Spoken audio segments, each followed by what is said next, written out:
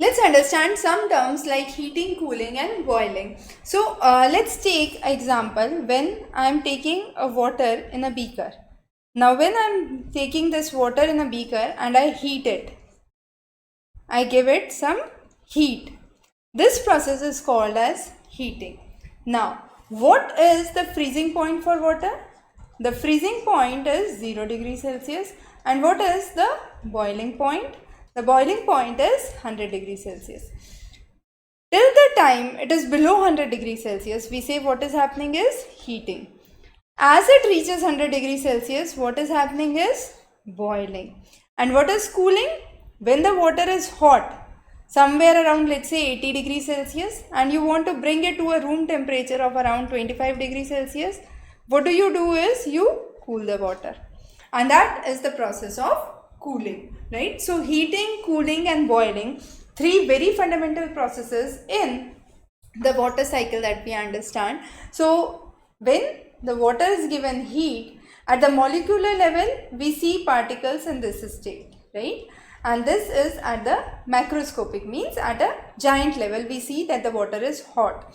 There is room temperature water where the particles are randomly arranged, and in the case of ice, the chilled water, we say the particles are closely arranged. So the particles are more compressed.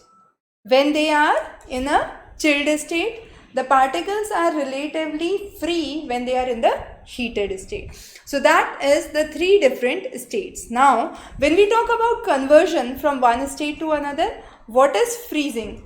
Freezing is the state from liquid to solid state, as it is changing to ice, we call it as freezing. If this ice state changes back to liquid state, we call it as melting. So ice melts, water freezes, as simple as that. So ice would melt and water would freeze. So two states of freezing and melting are done. The next state is evaporation and condensation.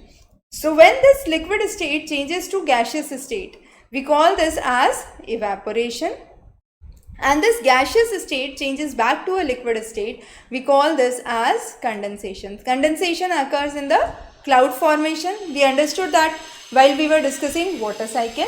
And what happened in the process of evaporation? In the process of evaporation, the water from the lakes, bodies and the rivers actually moves up in the gaseous form as water vapor, and that is called as evaporation. So